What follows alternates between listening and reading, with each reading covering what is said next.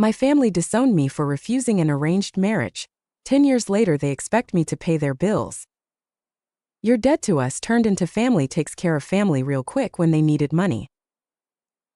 My name is Priya Sharma. I'm 32 years old. 10 years ago my father told me I was dead to him. If you refuse this marriage, you are no longer my daughter. You're dead to us. I refused the arranged marriage. I chose to go to graduate school. I chose to build my own life. My family disowned me, cut off all contact, erased me from their lives. For 10 years I didn't exist to them. No calls, no texts, no acknowledgement of my existence. I got my PhD. They didn't know. I got married. They weren't invited. I built a successful career. They never congratulated me. I was dead to them. Then my father had a stroke. My mother couldn't work. Medical bills piled up. Suddenly I was alive again. My brother called. The family expects you to help. You're successful. It's your duty. My duty, after 10 years of being dead. I said no. This is the story of being disowned for refusing tradition and refusing to save the people who erased me. I grew up in Edison, New Jersey. My parents, Rajesh and Meera Sharma, immigrated from India before I was born. They brought their culture with them, their traditions, their expectations. I'm the oldest. My brother Arjun is 3 years younger. Growing up, the expectations were clear. Study hard, get good grades, but not too ambitious. Don't forget your place. Respect your elders. Never question authority. Family comes first. And most importantly, marry within the community. Marry who your parents choose. That's how it's done. I watched my cousins go through it. Arranged marriages.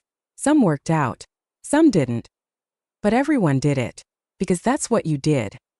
It's our culture, my mother would say. This is how we preserve our traditions in America. I nodded. I was a good daughter. Obedient. Studious. I got good grades. Went to Rutgers. Studied biology. My parents were proud. Our daughter is so smart. She'll make a good wife. A good wife. That was the end goal. Not a good scientist. Not a good researcher. A good wife. During college, my parents started hinting about marriage. Priya, you're almost done with school. We should start looking. Looking for what? A suitable boy. From a good family. I was 21. I wanted to go to graduate school. I want to get my PhD. I want to do research. My father frowned. PhD? What for? You'll get married. Have children. You don't need more education. I want to study. I want a career. You can work until you have children. Then you'll stay home. That's how it should be. But I want. Priya, this isn't about what you want. This is about family. About duty. About honoring our culture. I graduated at 22. Top of my class. Graduate schools were interested. My parents had other plans. We found someone, my mother said. A very good match. Vikram Mehta. His family is from Gujarat like us. His father is a doctor. Vikram is an engineer. I don't know him. You'll meet him. You'll like him. He's a good boy. They arranged a meeting. At our house. Both families present. Vikram was nice enough. Polite. Educated. Handsome. But I didn't know him. And he didn't know me. We had a chaperoned conversation in the living room while our parents watched. So, you studied biology? Yes. I want to get my PhD. He looked uncomfortable. Oh, thought. I was told you were ready to settle down. I want to pursue my education. Well, we could discuss that. After marriage. My career is in Boston. You'd move there. I have grad school acceptances. In California. New York. We'd have to see. My family expects. Traditional arrangements. Traditional. Meaning I'd follow him. Give up my plans. Be the wife. The second meeting was similar. Polite. Distant. Transactional. After the second meeting, my parents sat me down. Vikram's family is very pleased. They want to move forward with the engagement. I barely know him. You'll get to know him after marriage. That's how it works. I don't want to marry him. My mother's face fell. Priya, he's from a good family. I don't love him. I don't even know him. My father spoke, his voice hard. Love comes later. Marriage is about family, about duty, about maintaining our culture. I want to choose who I marry. You are choosing. We've given you options. Vikram is a good option. Options? You've introduced me to one person. Twice. That's not options. Priya, you're being difficult. This is what's expected. Expected by who? By our family, our community, our culture. I want to go to graduate school. I want to build a career. I'm not ready to get married. My father stood up. You're 22 years old. It's time. You will marry Vikram. The engagement will be next month. No. The room went silent. What did you say? I said no. I'm not marrying him. I'm going to graduate school. My father's face turned red. You will do as you're told. I am your father. You will respect my decision. I respect you, but this is my life. My choice. Your life? Your life is what we've given you. We fed you, clothed you, educated you. Now you owe us. You owe this family. I don't owe you my entire future. My mother started crying. Priya, please. Don't do this. Vikram is a good boy. You'll be happy. I won't be happy marrying a stranger to please other people. My father pointed at me. If you refuse this marriage, there will be consequences. What consequences? You will no longer be part of this family. You will be dead to us. The words hung in the air. Dead to you. Yes. If you cannot honor your family, your culture, your duty, then you are not my daughter. You will leave this house. We will not speak to you. You will be nothing to us. My mother sobbed. Rajesh, please. No. She needs to understand. This is serious. If she walks away from this marriage, she walks away from everything. I looked at my mother, waiting for her to defend me, to say this was too much. She looked down, said nothing. I looked at Arjun. He was 19. He avoided my eyes. No one would stand up for me. I'm not marrying Vikram, I said quietly. My father's voice was ice. Then pack your things. You have until tomorrow. After that, you are dead to this family. I packed that night. 22 years of life in 2 suitcases. My mother came to my room. Priya, it's not too late. Just say yes. Apologize. We can fix this. I don't want to fix this. I want to live my own life. Your own life? You'll be alone. No family. No support. Do you understand what you're giving up? Do you understand what you're asking me to give up? She didn't answer. Just cried. The next morning I left. My father didn't say goodbye. Didn't look at me. My mother cried but didn't stop me. Arjun hugged me quickly. I'm sorry, he whispered. But he didn't defend me. Didn't fight for me. I left. I stayed with a friend from college while I figured things out. I'd been accepted to a PhD program at Columbia. Full funding. Stipend. A chance to do real research. I moved to New York. Started my program. Built a new life. For the first 6 months I kept hoping they'd reach out. Apologize. Say they'd been too harsh. They didn't.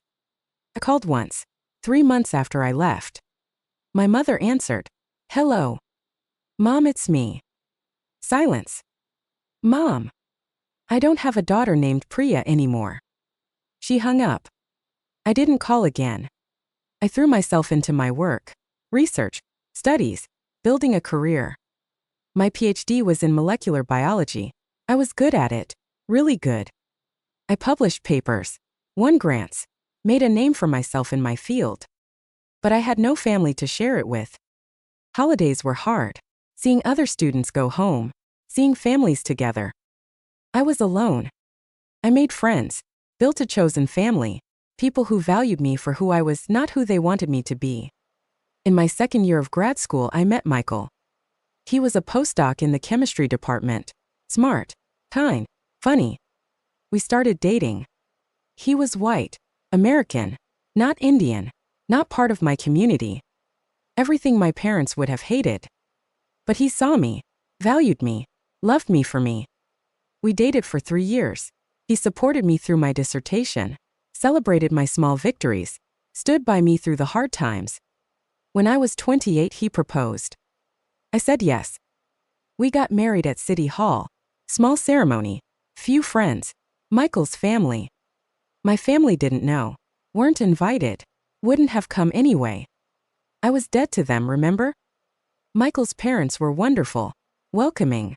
Loving. We're so happy Michael found you, his mother said. You're exactly the daughter-in-law we hoped for. Daughter-in-law. Family. Acceptance. Things I'd lost with my own family. I finished my PhD at 29. Dr. Priya Sharma. The defense was grueling. 7 years of research condensed into one presentation. The committee grilled me for 3 hours. But I passed. With distinction. It should have been a moment to celebrate with family. To make my parents proud. My advisor threw me a small party.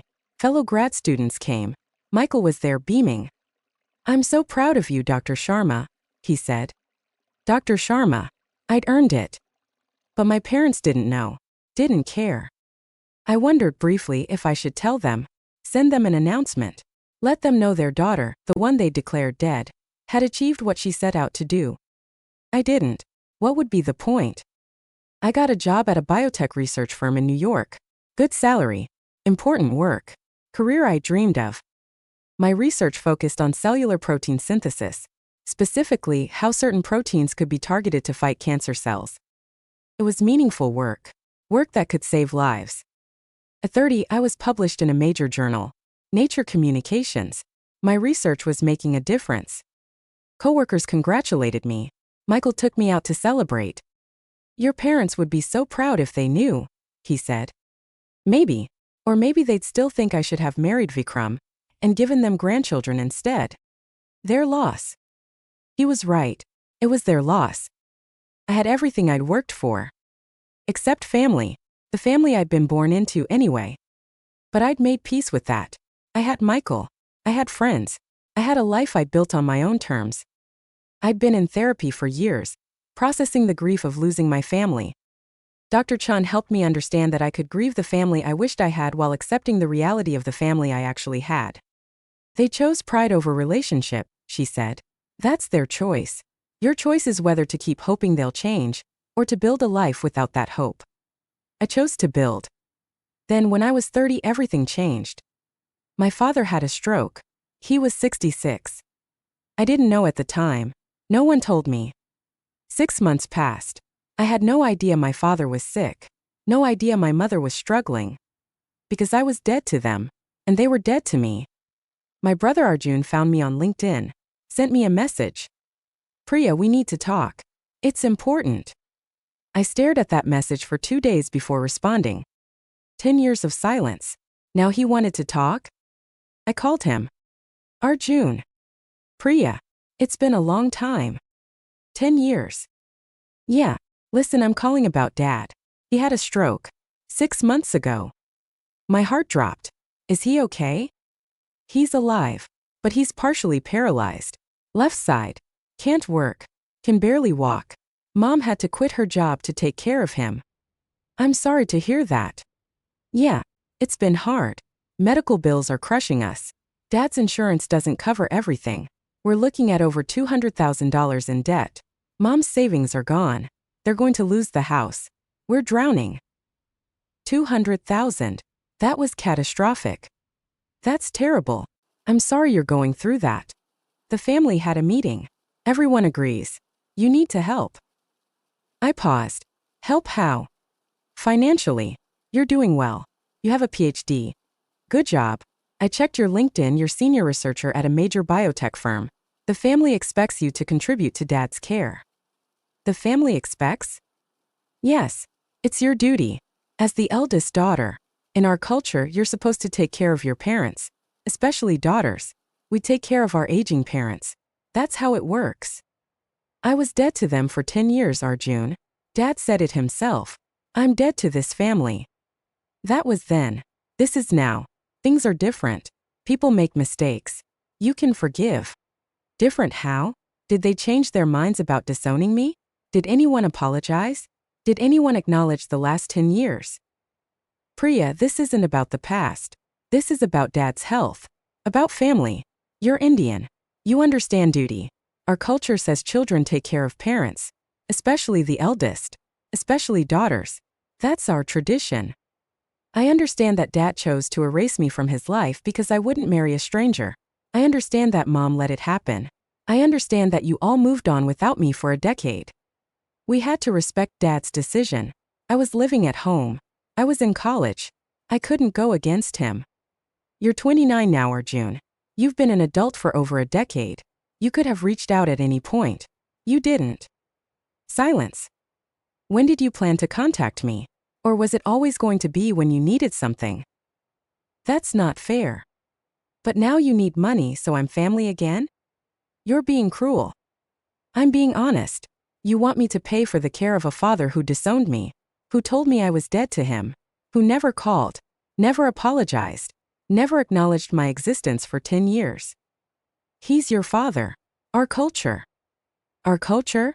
The same culture that demanded I marry someone I didn't know? The same culture that erased me when I chose my own path? You can't pick and choose which parts of culture apply. Priya, people make mistakes. Dad was harsh. But you can forgive. Family forgives. Does family disown their daughter for wanting an education? Does family cut off all contact for a decade? Does family only remember someone exists when they need money? Arjun was quiet. Did Dad ask for me? Did he say he wanted to talk to me? To apologize? He's proud. You know that. So no, he didn't ask for me. The family just decided I should pay. It's not like that. That's exactly what it is. I'm not a daughter. I'm a bank account. Someone you can tap when you need funds. We're desperate. I understand, but that's not my problem. How can you say that? He's your father. He stopped being my father when he told me I was dead to him. Priya, please. We need help. I'm sorry you're struggling. I really am. But I'm not paying for the care of people who disowned me.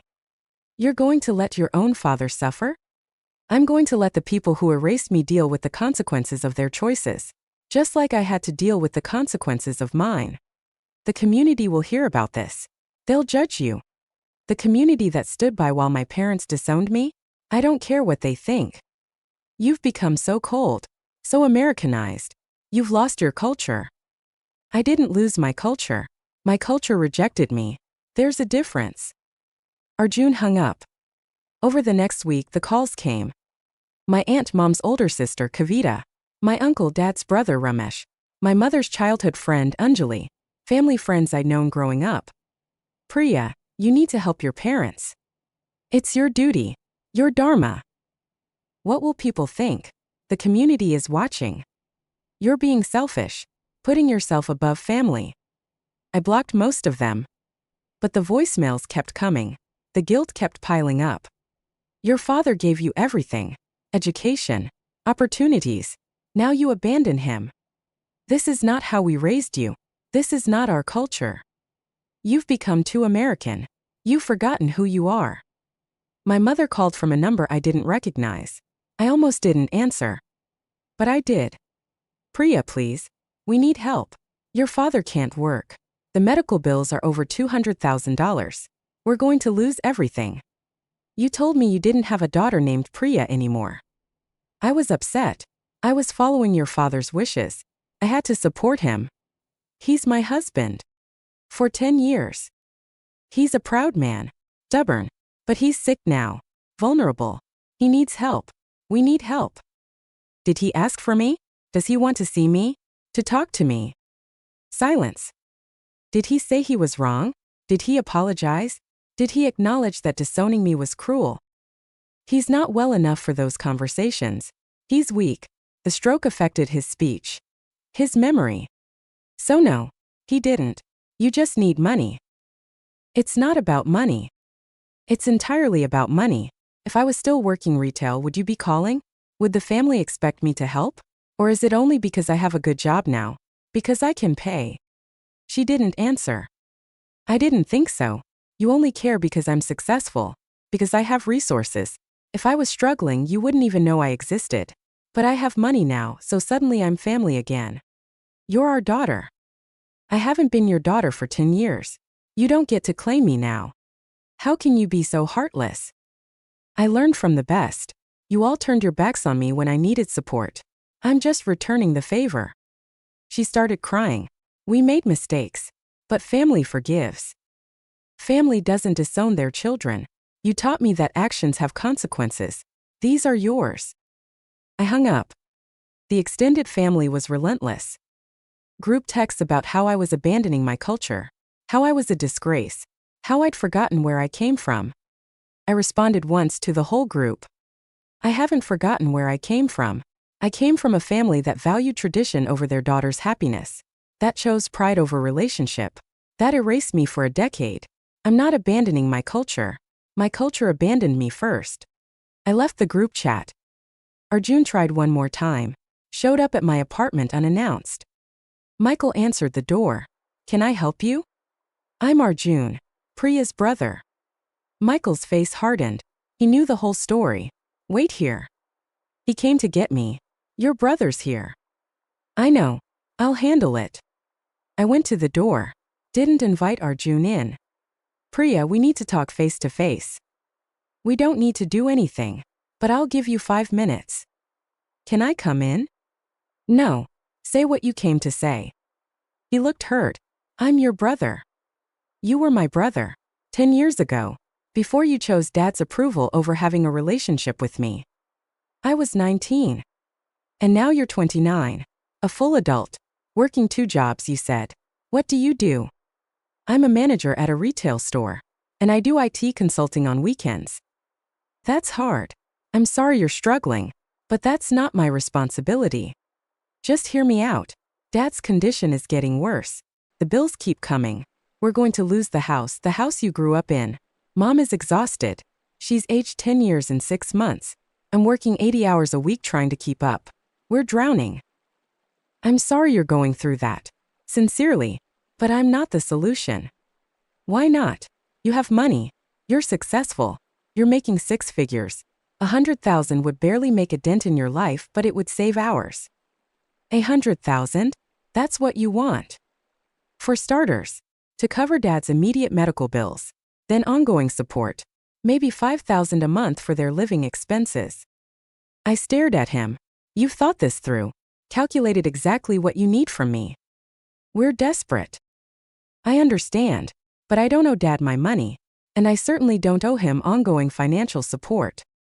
You owe him your life. He raised you, fed you, gave you opportunities. He gave me opportunities so I could fulfill his plans for me. When I chose my own path, those opportunities came with a price. My entire family. I paid that price. I don't owe anything more. So you'll just let Dad suffer? Let Mom lose her home? Let our family fall apart? I do have compassion. For the 22-year-old girl who was told she was dead because she wanted to choose her own husband. For the woman who spent holidays alone because her family erased her. For the daughter who celebrated her PhD with friends instead of parents because she didn't exist to them. That was Dad's choice, not mine. You went along with it. For 10 years. You could have reached out. Secretly. Behind his back. You could have maintained contact. You didn't. I was 19 when you left. I was living at home. I couldn't go against Dad. You're 29 now. When did you plan to reach out? Or was it always going to be when you needed something? He looked down. That's what I thought. Priya, I know we failed you. I know we should have fought for you. But we're family. Doesn't that count for something? It counted for everything. Until Dad said I was dead. Then it counted for nothing. You all decided I was nothing. Now you get to live with that choice. So you'll just let Dad suffer? Let Mom lose her home? I'll let them experience the natural consequences of their decisions. Just like I had to. You had a choice. You chose to leave. I chose not to marry a stranger. They chose to disown me for it. There's a difference. I'll let them experience the natural consequences of their decisions. The same way I had to experience the consequences of mine. I chose grad school over arranged marriage. They chose pride over their daughter. We all have to live with our choices. You had a choice. You chose to leave. I chose not to marry a stranger. They chose to disown me for it. There's a difference.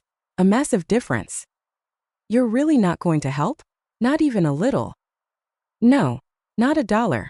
Not a cent. They made it very clear I wasn't family. I'm honoring their decision. What do I tell them? Tell them I said no. Tell them exactly what I said. Tell them I was dead to them, so I'm staying dead. Tell them I hope they figure it out, but I won't be part of the solution. I hope you can live with yourself. I've been living with myself for 10 years. Without you. Without them. I survived. I thrived. I built a life. I'm fine. Better than fine. And I did it all without family support. So yes, I can live with myself just fine. You've changed. You're not the Priya I remember. You're right. The Priya you remember was 22 and terrified of losing her family. This Priya is 32 and knows she already lost them a decade ago. This Priya doesn't need your approval anymore. He left. I watched him walk away. I haven't heard from any of them since. Michael supported me completely. You don't owe them anything. Part of me feels guilty, like maybe I should help just a little. Not for Dad, but for Mom. She's a victim in this too. Is she? She chose Dad over you. For 10 years. She had chances to reach out, to maintain a relationship secretly, to choose you. She never did. Indian culture is different. Wives are expected to be loyal to their husbands above everything. And daughters are expected to be loyal to their parents above everything. But when you chose yourself, they cut you off. You don't owe loyalty to people who showed you none. He was right. My therapist, Dr. Chan, agreed. You're experiencing cultural guilt. The programming runs deep. Children owe parents everything, especially in collectivist cultures. But healthy relationships are reciprocal. They disowned you, erased you, only reached out when they needed resources. That's not a relationship worth maintaining. But they're sick, struggling, losing everything. And that's unfortunate, genuinely unfortunate. But it's not your responsibility to fix. They made choices. They chose pride and tradition over relationship. You're allowed to protect yourself. You're allowed to have boundaries, even with parents, especially with parents who hurt you. The cultural programming is so strong. I hear my mother's voice. This is not how we raised you. You've forgotten your culture. Family takes care of family. But they didn't take care of you. Family works both ways. They broke the contract first. I'm 32 now. My father is still sick. I don't know the details. No one tells me anymore. I assume they found other ways to manage. Other family members to tap. Maybe they sold the house. I don't know. And I've made peace with not knowing. I have my life, my career, my husband, my chosen family. I published another paper last month.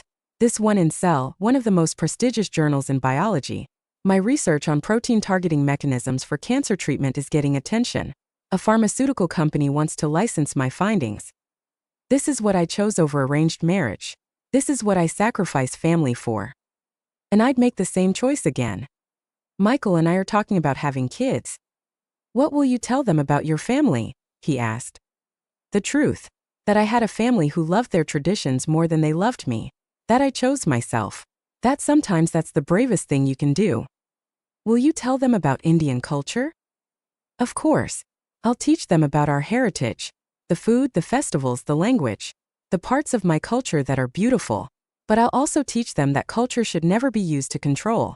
That tradition is only valuable if it serves people, not the other way around. You're going to be a great mom. I hope so. I know exactly what kind of parent I don't want to be. I'm building the life I want, on my terms. Without the weight of family obligation. Without the guilt of disappointing people who never valued who I really was. Sometimes I think about what might have been, if they'd supported me, if they'd let me pursue my dreams and still been my family. We could have had both, culture and choice, tradition and progress, family and individuality. But they chose. They drew a line. You're with us or you're dead. I chose life, my life. And I'm not apologizing for that anymore. The community still talks. I hear things through the grapevine, through mutual acquaintances on social media, through the whisper network that exists in every tight-knit immigrant community. Priya Sharma abandoned her parents. She married a white man and forgot where she came from. So Americanized, lost her culture, lost her values. What a disgrace to her family, to our community. Her parents gave her everything and this is how she repays them. Let them talk. They don't know the full story. Don't know about the disownment, the erasure, the 10 years of silence, the you're dead to us. They just know I'm not helping, and that's enough to judge. They see a successful woman who won't take care of her sick father. That's the story they tell. They don't see the 22-year-old who was given an ultimatum: marry a stranger or lose your family. They don't see the 10 years of building a life alone, of crying on holidays, of achieving milestones with no one to share them with.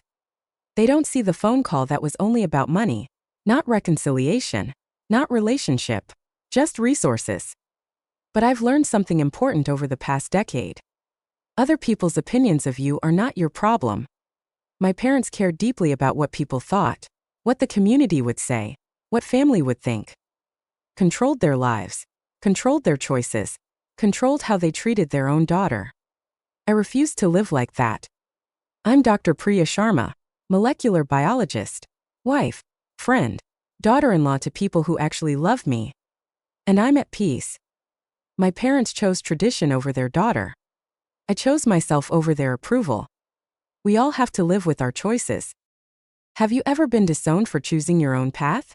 Have you ever been told you're dead to your family, then expected to help when they needed you? Have you ever been judged by a community that doesn't know the full story? Share your experience in the comments. Sometimes the bravest thing you can do is choose yourself.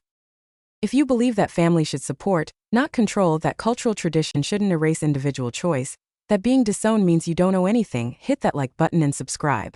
Because you can't tell someone they're dead to you for 10 years then demand they fund your life. That's not how family works. #you're dead to us.